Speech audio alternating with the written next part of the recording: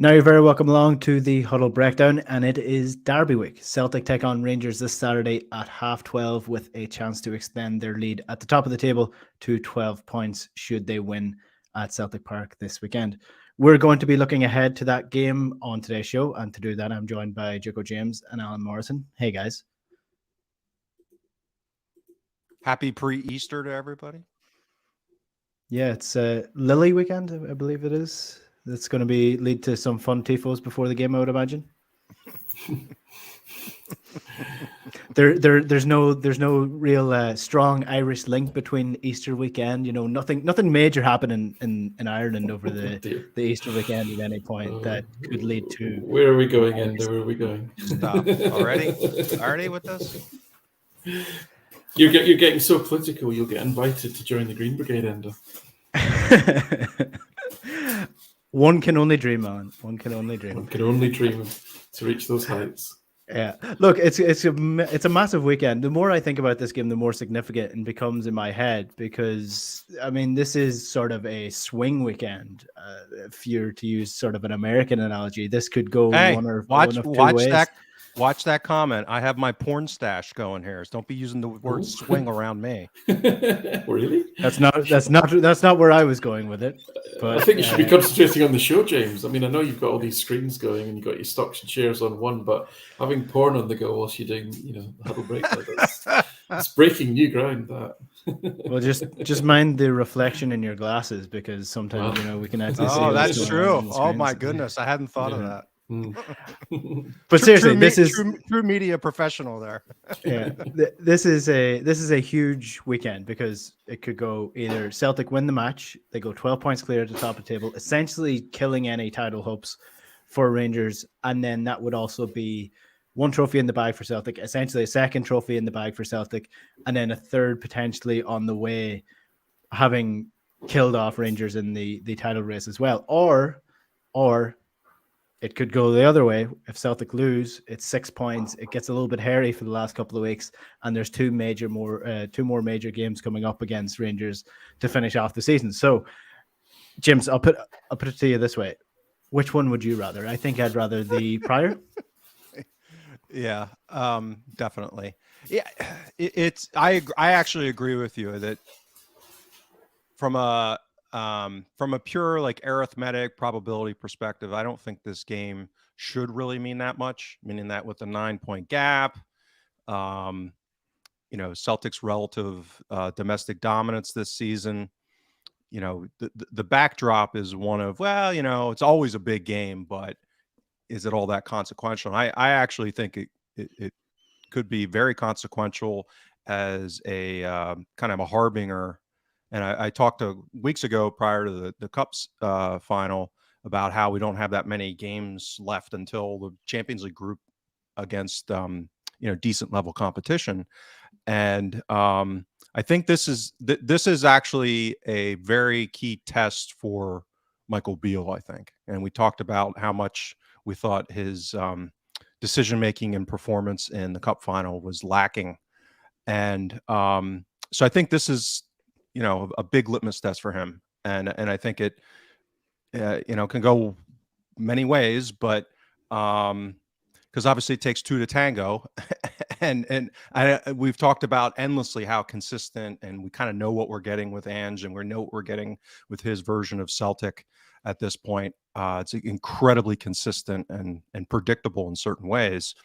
So I think, when you're looking at the other party in the tango, I think there's a lot that we might learn from this performance, not only for the potential, and again, the league is, it might make you incrementally more nervous if they get a result or heaven forbid win. But I think it's more so heading into next season, what it might suggest potentially as maybe a closer challenge and higher hurdle than the beginning part of the season might otherwise indicate. A few comments already coming in on the YouTube stream. Keep them coming for the extent, and we'll try to get to some of the questions and points before the end of the podcast. And be sure to like the video as well while you're there, because that helps more people see it, helps it pop up on more people's pages. So, Alan, if you didn't have access to the fixture lists or you didn't really pay attention to football apps in any way, how do you tell that there's a derby match coming up in terms of mainstream media? I think if you look on the Daily Record website, I think it'd be fairly obvious that there's a significant match coming up because the coverage has been, let's call it, interesting up until now. Yeah, what was it? Trusted cash bush source or something format. That was my favourite. This is to describe having to pump capital into a club partway through the season by issuing new shares. It's a trusted cash boost. So, listen, I mean, it's just never ending, right? It's just never ending. Although, there's a lot going on there, clearly, with Douglas Park leaving. Dave King's wee pal was in the press yesterday saying that they're not good enough to go to Parkhead and win. That's all internal politics over there, I think. And none of this is aimed at us anyway.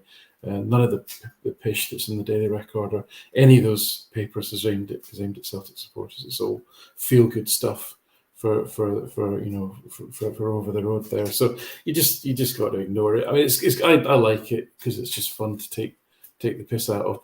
Basically, you just wonder to how far they will go in generating ridiculous feel good nonsense to help soothe those that perhaps in need of soothing. So yeah, it's all good knockabout stuff, really. But there was an interesting one today about Connor Goldson. Connor Goldson, he's maybe learned a thing from his manager in the sense of just not knowing when to stop talking, and he was going on about how he feels that they're back to square one as regards in comparison to they built a title-winning team. They also did well in Europe, etc. But the club hasn't pushed on, and now they're back to square one. I mean, that's an extraordinary thing to say, really, from a senior player a few days before a big game, because that really does suggest that they don't feel they're good enough to go and challenge Celtic, because they obviously feel they're in a position similar to where they were before they felt they could actually challenge Celtic for the title. So there's a lot of negativity there. We already know that their captain thinks that they don't handle the pressure well. I mean, if they don't handle the pressure of playing in front of their own fans, how are they going to handle the pressure of playing in front of 60,000 Celtic fans? So this isn't a group of players that he's traditionally handled that kind of pressure well. And I think what we learned from the League Cup final was that, as much as I think Beale set his team up badly, the reason that Celtic got success and the reason that they scored goals was really basic failings, especially in their midfield, where they just didn't track back. They didn't put either the effort or the commitment in to just do the basics and track runners. And you've got a team there with a number, up to 10 pros that are going to be out of contract in the summer. How do you rouse them to give absolutely everything, and to risk breaking bones, to risk pulling hamstrings for a team that the senior players are saying they think has regressed, and you're going to be looking for a new contract in the summer. It's a really tricky one in terms of how do you get the best out of that group of players. Yeah, there's plenty narratives going into this game for sure. Just before we get into the actual preview of it, the head-to-head stats this season for Celtic against Rangers, the last 3 games, Celtic 2-1 in the League Cup final, Rangers 2-2. That was the game you'll remember that some players had a bug going into, and then Celtic 4-0 at home against Rangers. On current form, Celtic are on a 15-game winning streak, and Rangers have not been beaten except for by Celtic in the final of the League Cup since November. So both teams going into this in pretty good form, it has to be said. Some injury updates as well before we get into the preview is that it looks like Aaron Moy might be available for this game. He was filmed in training for the full amount of the training, so it looks like he could be up to full fitness. Whether he's match fit to the extent of starting this game, it's still to be confirmed. Hatate is a doubt for this game in midfield as well, and now Greg Taylor is also a doubt as well. He wasn't actually at the training at all, so it looks like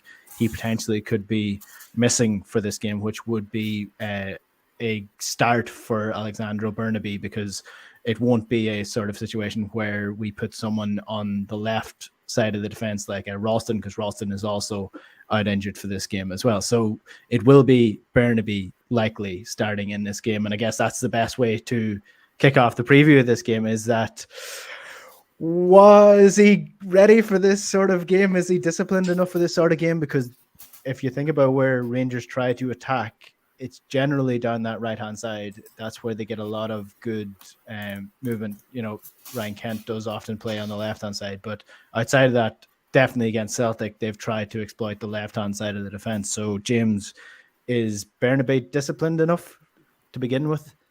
We're going to find out, aren't we? Probably, it looks like. Yeah, I mentioned that Taylor was the guy I didn't want to see get missed last week outside of Kyogo, and so I apologize to the gods having jinxed things apparently, potentially. Yeah, so this goes back to looking at Burnaby in Argentina. He's a young guy.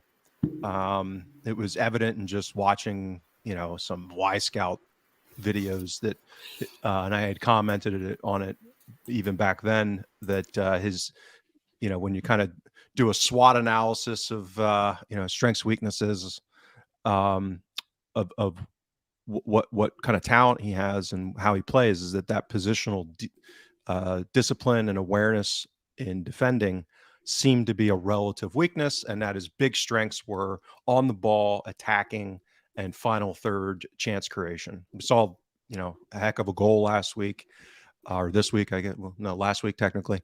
So I think so far he's kind of matched that strength and weakness, and this is the kind of game that's going to stress that weakness, and hopefully he's been improving. Hopefully, he's going to have some experienced senior players around him that can hopefully walk him through it. But yeah, it's in these kind of games, given the higher level of the opponent and the athleticism and the speed, we can get more into that about what Rangers might be up to, because I wrote a piece on that this week.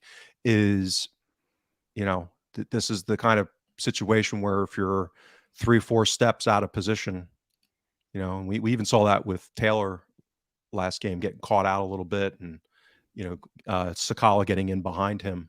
So the Rangers have some speed out wide to be able to give some problems. So yeah, it's going to be a big test.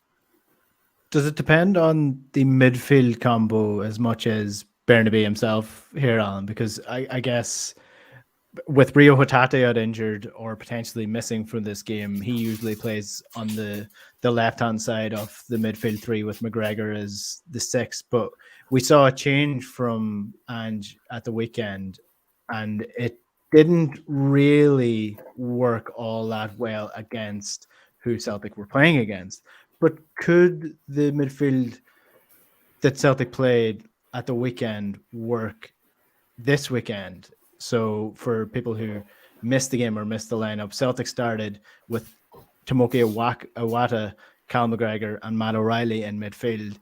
And it wasn't so much a McGregor in a 6 role or an 8 role or Iwata. It was sort of them going in between that role, both when it suited and when it didn't suit. So do we think that's sort of Ange testing the waters for this game? Yeah, so I think based on the last game, there's 2 areas of big concern for me. One is obviously, the left-hand side of the defence, and the other is central midfield. So, to start with the midfield then to that question. So Celtic started that game with Iwata really as the holding player, and McGregor pushed on as an 8 with O'Reilly. And in many ways, actually, that game on Sunday was Celtic's worst performance of the season. And one of the reasons for that was just that the midfield just really didn't function at all. I'm kind of firmly of the view that, McGregor is so good now at this 6 position, this ability to, dictate tempo, as they say, to really time his passes, to run from deep. He's so good at that now. I think, he has to play in that position. I don't think he's effective as an 8. I don't think he really the ball quick enough. I don't think his shooting's good enough, his technical abilities in that regard. He just doesn't give you enough in that final third. He gave virtually nothing to the team in that final third on Sunday. And in fact, it was only when McGregor and Iwata swapped around about the hour mark that Celtic started to get control of the game, because they'd lost complete control of the game for the first 15 minutes of the second half, in quite an alarming way, actually. And once they swapped Iwata, and Iwata pushed on and McGregor sat back in his normal position, Celtic got control of the game and recovered that. So I don't want to see that midfield again, no. I don't mind if it's as long as McGregor's playing in that 6 role. The other compounding factor for why the midfield doesn't function is just, Matt O'Reilly is so out of form. It's just, you kind of feel a bit sorry for him, really. He's just so out of touch, especially in the attacking third as well. So that was a huge problem for Celtic on Sunday. And then the other issue we had was on the left-hand side of defence. I mean, Carl Starfelt's performance was possibly the worst I've ever seen, and certainly the worst data I've ever collected for a defender in any game in 8 years. It was absolutely horrendous. I mean, Jordan White just loves Carl Starfelt. I mean, Jordan White wasn't good enough to play for Falkirk, as I've said before. He absolutely loves playing against Carl Starfelt. He won virtually every header against him. He bullied him all over the pitch, and then you got the Starfelt mistakes. It was 3 big errors. So normally I benchmark on if a defender makes an average of 0.5 error, personal errors per game. That's my kind of upper limit for what I think is good. So three big ones in one game is really bad. That crossfield ball that you looped into the air to Edwards at the beginning of the second half, the guy ran into the box. He had the whole goal to shoot at. That was a great chance, and for him to miss the target was just, typical of Ross County, right? Ross County were absolutely fantastic off the ball. Their defence, their spacing, their organisation, their commitment, their pressing was absolutely on point. And of course, when they got the ball, they just didn't have the quality to hurt Celtic. But on another day against a better team, Celtic would have lost that game, really.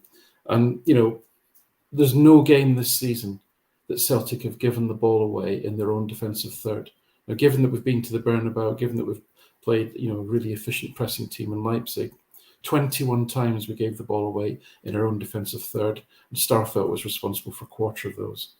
And Bernabeu and Starfelt between them were responsible for a third of them. Okay, I mean, Bernabeu, to come to him, I thought I like Bernabeu. I think he's got a lot of attributes that are to be admired. I think he's got a lot of tools that are going to be really useful for Celtic. But he was only on the pitch 25 minutes. He gave the ball away. He gave the ball away 12 times from passes. It's not his positional play that worries me, because I think he's got such excellent pace. His recovery speed is really good, which is what Taylor doesn't have. It's just he simply gives the ball away too often. He simply makes bad passing decisions. That's his biggest weakness. And then in terms of turnovers, I think it's top 3 this season for turnovers by the team. And of 21 turnovers, Starfelt was responsible for 7 of them. Bernabeu was responsible for 4 of them. Right.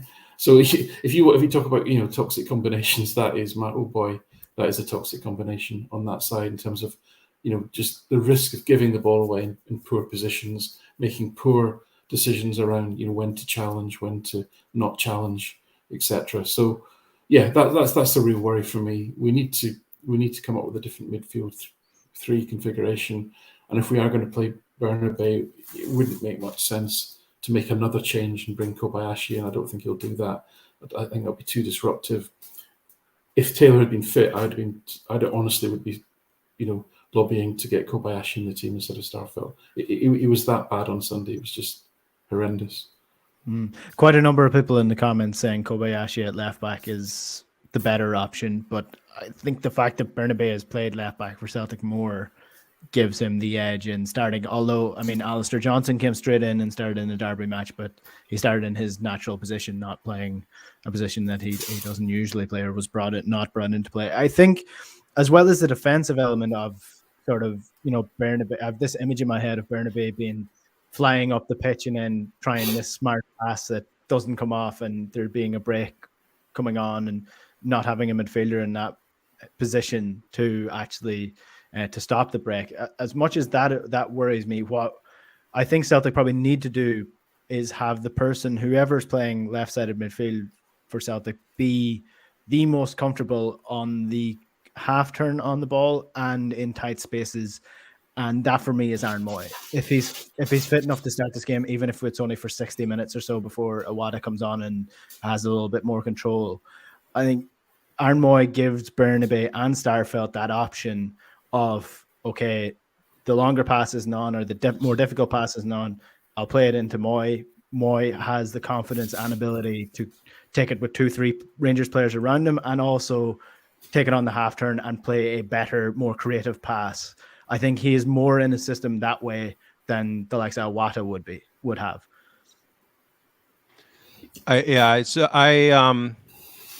Everything you guys are talking about is why I'm anxious going into this game, which really, again, everything that we said, I said in my opening comments that this shouldn't be that kind of a game.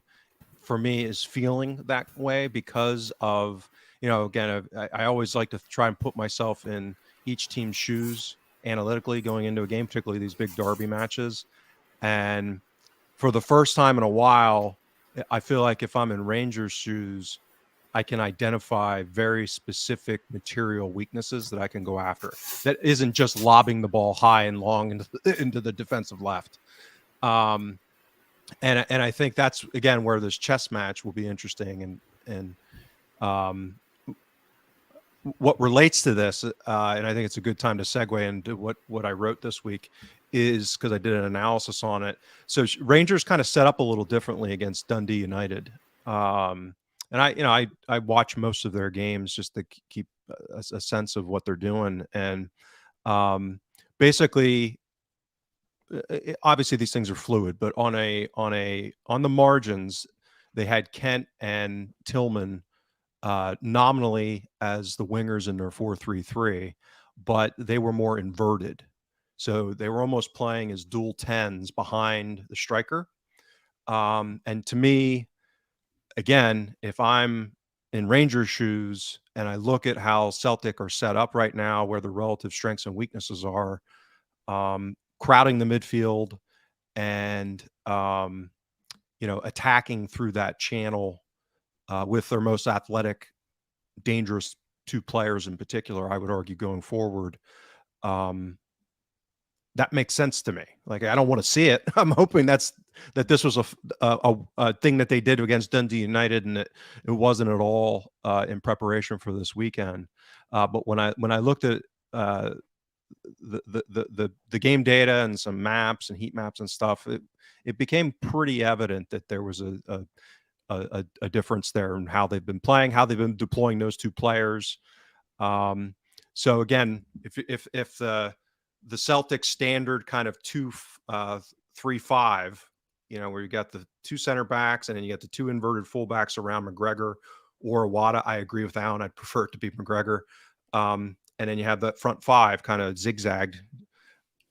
If you think about crowding that midfield with effectively five, that becomes an interesting matchup, particularly because if Beale has the availability of players and gets his selection better than he did in the cup final, I think there's a pretty good case to be made that they would have the higher level of athleticism, meaning speed and quickness, really of any mix that we have. I mean, it's either going to be Turnbull, Moy, or as Alan said, and it's at this point, I agree with him. I'm feeling bad about it now because he's so woefully out of form, O'Reilly, and he was never the quickest guy to begin with.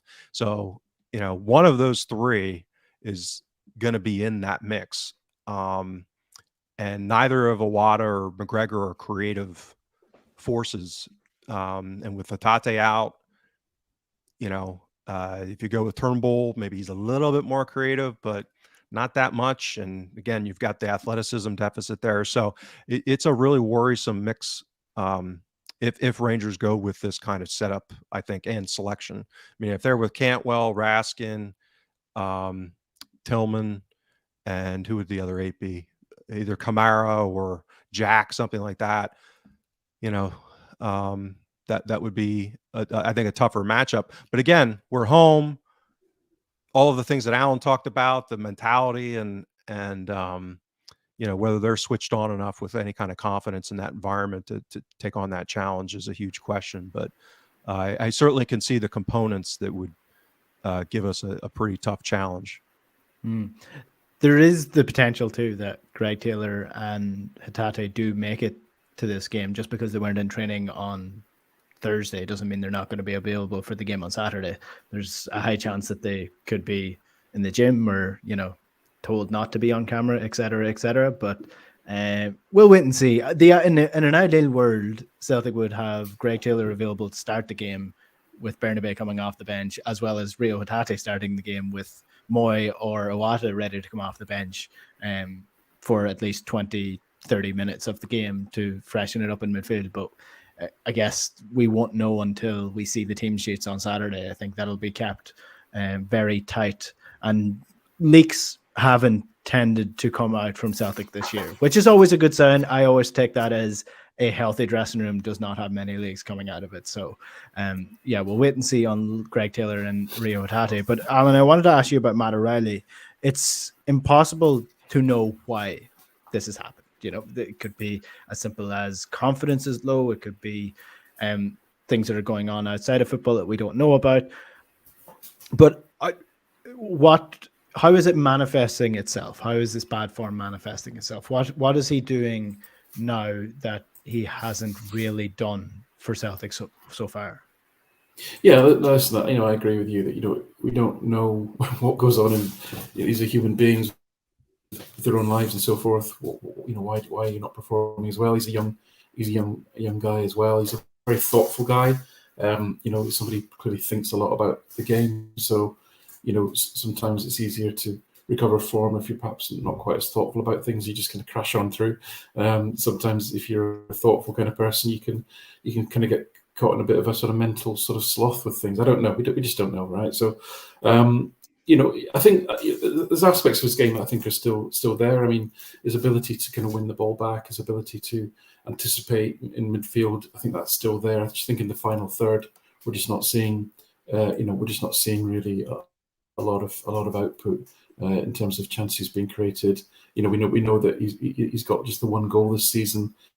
His relief when he actually finally did score, was obvious. Whether that's been weighing on his shoulders, I don't know. It's difficult to say. But I mean, it's not like he's been a complete disaster. I mean, Matt O'Reilly not being in top form is still pretty good by most people's standards. I mean, he has got over the last sort of 10 games, he has got sort of 5 goals or assists in those games. So it's not disastrous. I don't think it's just not the really smart, intelligent, on it player that we've kind of got accustomed to. I mean, it did seem to me that he was absolutely exceptional. I thought when he moved back to the 6 role before when McGregor was injured, and then it was like Moy emerged, and it was almost like he wasn't the first pick anymore. So whether his confidence has taken a dent, and he's a player that he needs to be a bit like Rogic was. He needs to be playing every week from the start to get into a rhythm, a sort of mental and physical rhythm. Really, he might be one of those players, and because of the way he's been used, possibly that rhythm, hasn't manifest. So, listen, he's a player of huge ability and potential. So I don't have worries for him. But I think we're thinking tactically here. We're thinking what's going to happen on the next 3 days and what's the best configuration for that midfield. And certainly Iwata on Sunday did nothing to deserve not getting a start in the next game. I thought he was our best player actually on the day. So and if Moy's fit, a midfield with McGregor sitting, and then Moy and Iwata is probably the most sort of creative or goal laden team.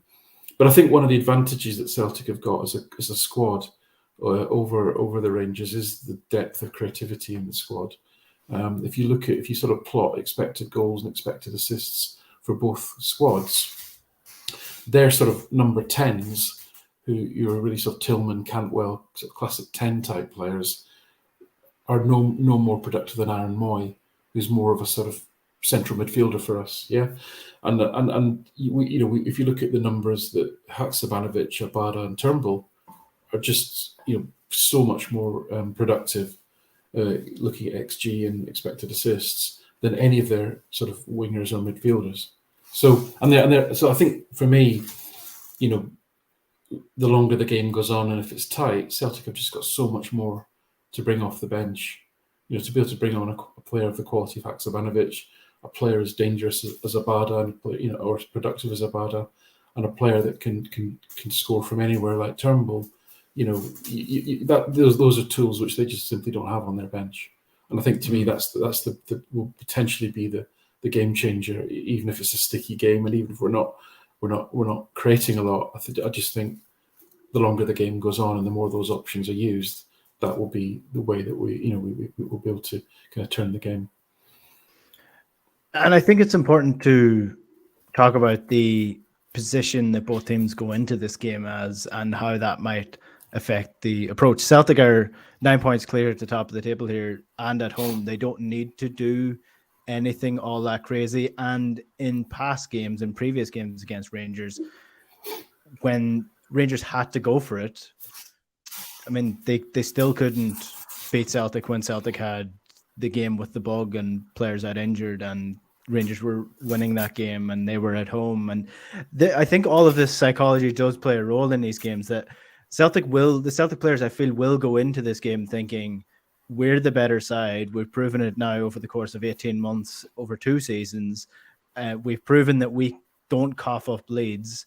And the longer this game goes on, the more likely we are to win it than they are to win it. So not that they're going to approach it in a defensive way, or, parking the bus and hoping to catch Rangers on the break. But James, I think it just does give Celtic that extra added bonus going into this game, that if it's tight and tetchy, the team with the most mental fortitude tend to go on to win the game. And for me, that is Celtic by a long stretch. If you're looking, you can look at the quality of the players and that each team have, and it might not be that much different. But when it comes to mental fortitude, you just need to look at the way that the Celtic players have approached press conferences in these games and approached being on top and being the leader, and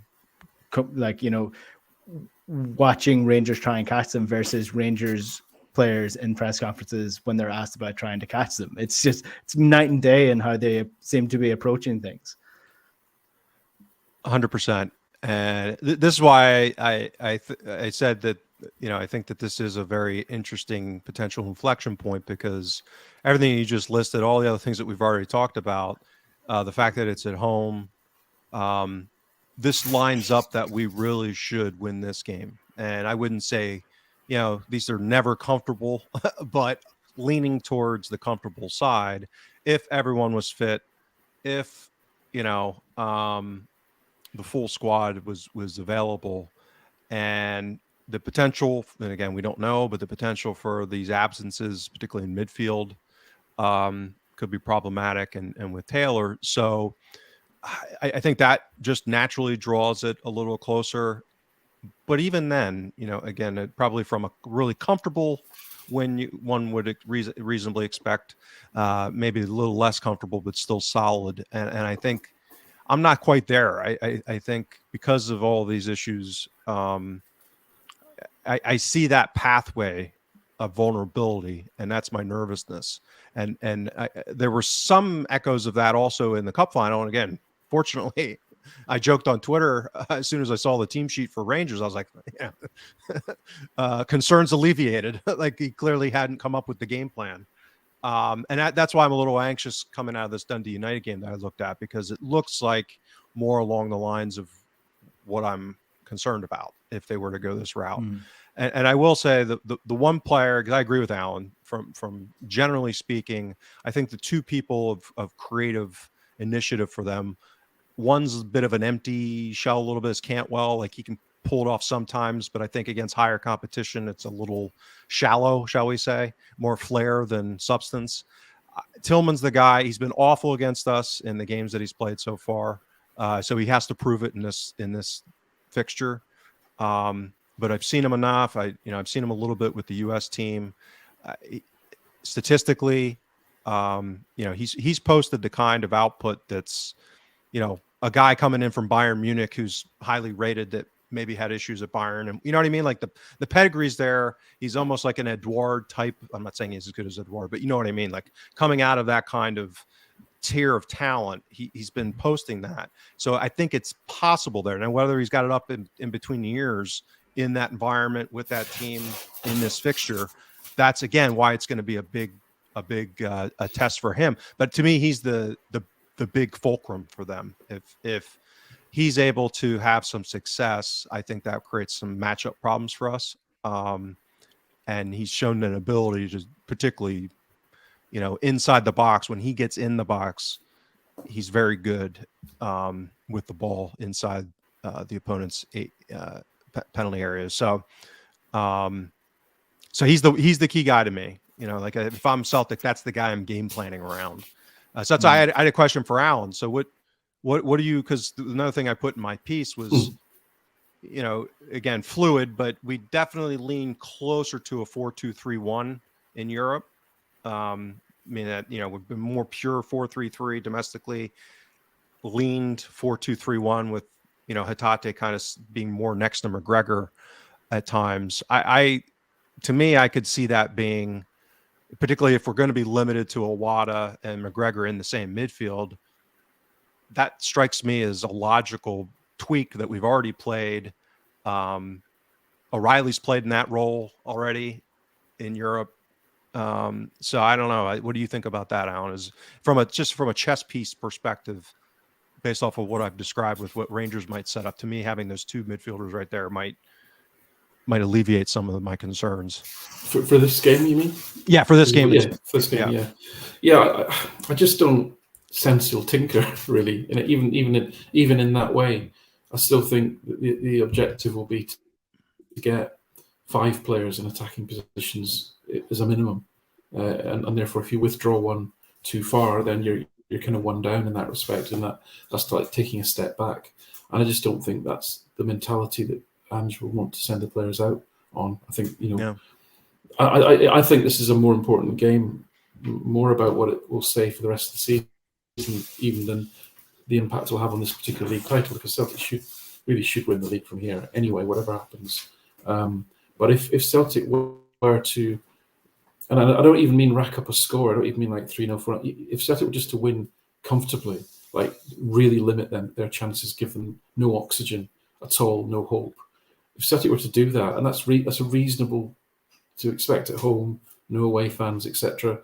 I just think that really suffocates their hope for the semi-final.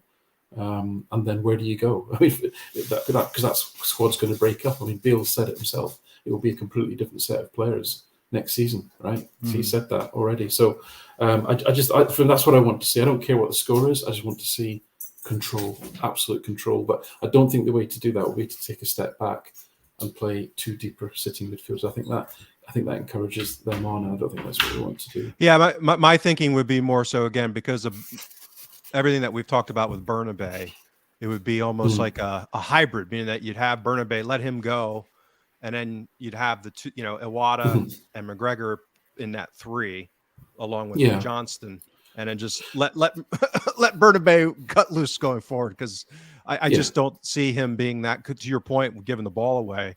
I mean, imagine him in that 2-3-5 in that role that Taylor plays, giving the ball away in that area with Tillman on him and Kent, within 20 yards. I could see Iwata playing as an 8 on the left side and just being that insurance, because you can see he's a defensive player. He sees danger very much so early. You can see sometimes you'll see him accelerate because he sees a gap defensively, and he doesn't necessarily. He's not necessarily a forward-thinking player. So I think he's very good at passing the ball. He's a great ball progressor. He did pretty well on Sunday, as I say, in that 8 role. His passing was decent, etc. So I'd think that would be a good compromise as a bit of security on that left side, to sort of, like you say, if he sees Bernabé go and senses that, okay, well, they've left, the winger's not gone with him, he's still there, to fill in a little bit, I think wouldn't be a big stretch for him to do that. Whereas Moy, especially if you're going to play Moy and McGregor and Iwata, you really do want Moy to be the one that's breaking into the box of those three. He's the most sort of capable of finding spaces, I think, in the attacking third. So yeah, it's a tricky one. We've got a bunch of injuries now. We've been done pretty well for injuries this season compared to last. So can't complain. It's a big squad, etc. But they do seem to have a few at this end of the season. Maybe training's been a bit too intense. I don't know. Maybe these lads that have come up from the B team have been kicking them around the park. I don't know. Well, that could be it either. I thought what was interesting about, because the camera angle's obviously much lower at Ross County, is that you get a much better perspective on the size and shape of players. And I thought Iwata was such a physical presence as well as being controlling. He looked bulky. Like he looked like an absolute unit in the center of midfield when you're looking at him from a proper angle, which is, I thought I had him pictured as more of a small and stocky kind of guy, but he's actually nearly 6 foot tall and he's built like a brick horse as well. So that's going to be, it's going to be interesting. I'm really, really interested to see how he's going to fit into the game plan next season, not this season, but next season particularly. But before we move on to the forward line, because I mean, O was just magnificent against Ross County for the 30-minute cameo that he was on, and I think he's definitely, catching the eye of fans, at least. That well say he's catching the eye of Ange as well. But just before we get onto the striking force, on the final 30 minutes of games have been really dominant for Celtic against teams, bringing players off the bench and just burying them. Loads of Celtic goals have come in the last 30 minutes of games.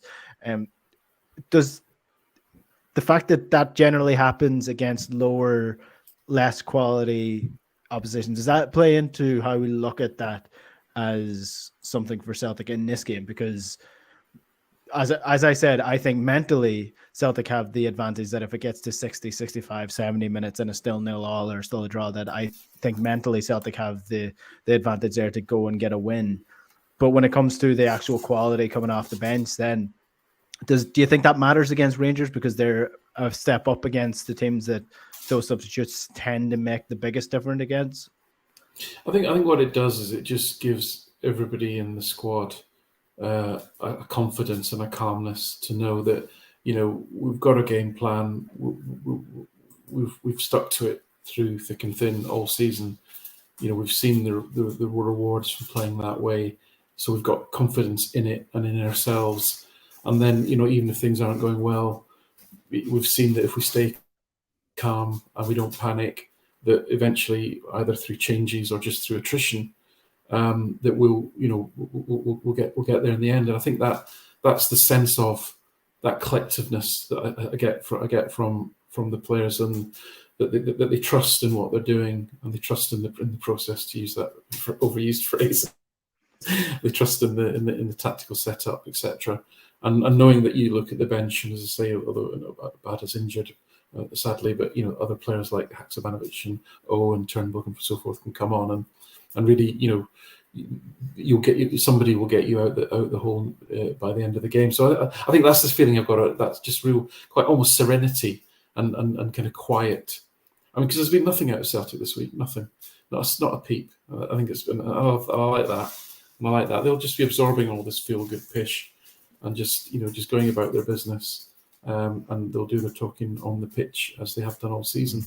So, and as I say, it just comes from that sort of steely, calm determination, I think, that there is about the place. I mean, I'm hoping that I'm sure the manager was not happy after Sunday, against Ross County. It was in many ways a very poor performance. But even then, against the quality of Ross County, they couldn't do anything with the ball when the few occasions when they got it, despite all their great defensive work. And they didn't have the energy after the 60th minute to keep the pressing up that they'd done so successfully. Now, this is going to be different, obviously, much better standard of player. But I come back to, some of them couldn't get themselves roused for a cup final, so a tricky tie with no fans to cheer them on against the champions. Yeah, we'll see, I guess. I've just checked the weather forecast as well. It's going to be sunny in Glasgow and dry, which I think suits It's at Celtic going into this game. Todd Cantwell will probably still wear gloves. I'd imagine he's the type of player that wears gloves and a long sleeve shirt, even if they were playing in the middle of summer in Jacksonville in America or somewhere like that. But yeah, that's a regardless. We'll move on to the forward line. What an odd place to select out of America. From Jacksonville. Where did that come from? It's a place that sounded hot in my head. It's in Florida, I think, isn't it? I guess it gets pretty hot. Yeah. But by the way, I'd love. Sorry, one last point. I'd love to see, to James's point about mix and sort of what is it? I'd love to see us come up against a midfield that included Tillman, Raskin, and Cantwell. I would love that. I think that would be brilliant. I think that would really suit Celtic. Let's talk about the forward line then, James, because I mean I'm trying not to sound like a silly old fan who's bitter about Giakoumakis leaving, and the guy who comes in is better than him. Of course he is, but is much better than Giakoumakis, and I'm willing to hang my hat on that. I think I'd agree with that assessment relative to his all-around game. I think it. Yeah. We'll it's yet to be determined. I think on kind of finishing those Giakoumakis style opportunities, which in fairness to he hasn't had a huge amount yet. So yeah, he introduces, I think, a lot of interesting questions about, because we've talked about this when he first arrived and we got a peek at him, and I looked at him when we signed him as, he does look more along the lines of a traditional 9 who will drop, like a Harry Kane-esque, more in that neighborhood, that's going to get involved and build up, that kind of thing. That seems to be his impulse, and he seems to the eye to be able to do it. I think, and we've talked about it on here, that hasn't really been the way that Ange has used the strikers at Celtic. How much of that's by design, how much of it's an alignment of, kind of utilization of skill set. We don't know. I mean, Kyogo's a pretty good player on the ball, and he hasn't been used that way that much. So I think it'll be interesting to see how kind of fits into that. Because again, dropping into the midfield against Ross County is different than dropping into the midfield against Rangers. So yeah, to me, it's not even close. Like, given his age profile, the talent that appears to be present, the physicality, the skill level. I mean, it looks like he's a real potential find. So that's why I was excited when I think I tweeted, he'll make people say Giakoumakis who, after I looked at him, because he looks that impressive. But again, he hasn't delivered. To Giakoumakis's credit, and to be fair to him, he did score a lot of goals. So the proof will still be in the pudding for but yeah, he has me quite excited.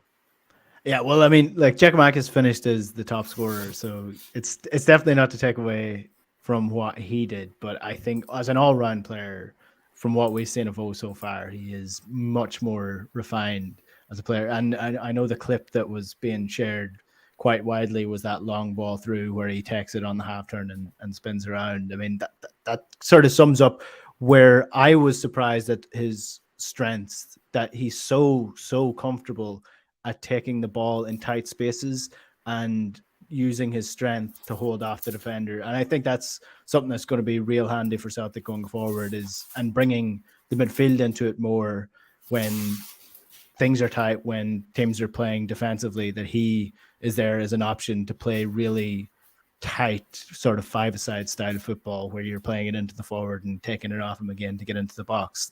That's the sort of option that he gives. It's sort of the modern way of playing as a striker. It's sort of what young Evan Ferguson does for Brighton at the minute. And he's a similar sort of stature of a player at the minute for Brighton. So yeah, very interesting times. I don't think he's going to start in this game though, Alan. I think a lot of people want him to, but you can't not start Kyogo in this game. No, I mean, that's just, I mean, what you got to remember with Kyogo is his numbers are really impressive, but you have to remember that he only really plays the first 60 minutes of games, right? So he's racking up all his numbers against the freshest defenses, against organized defenses. He's getting all of his XG and his shots and everything. He's getting them, against the best of the opposition. He's not coming on with 30 minutes to go and getting, doing some great stat padding, which, that's what Giakoumakis did. I mean, Giakoumakis' stats this season are insane, but it's all off the bench against tiring opposition. Same with O. O's already 1.7. He's only played like the equivalent of less than 3 games, but he's already on 1.7 expected scoring contribution per 90 minutes, which is just ridiculous.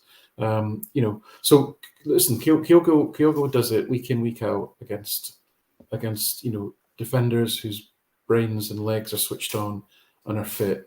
And so he absolutely has to start. He's actually missed quite a few chances in the last 2 games, but listen, it's not like he's not getting on the ball. It's not like he isn't getting on the end of these chances. That would be much more of a worry for me. So no, he absolutely has to start.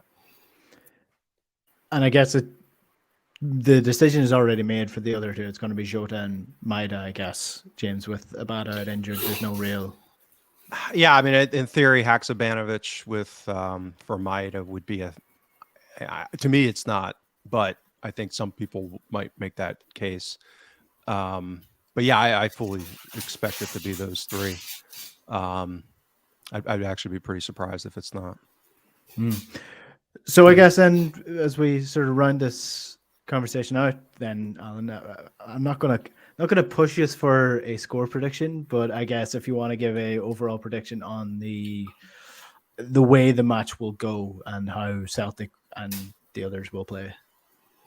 Yeah, well, listen, Celtic are the best team in the league. That 9 points is probably a little bit generous for them. I think, if you look at the sort of honest mistake series, I think, if Celtic were another sort of 4 or 5 points ahead, that would probably reflect reality a little bit. It's difficult for Celtic to get more points than what they've got. They've only dropped 5 points the whole season. They've got the best squad.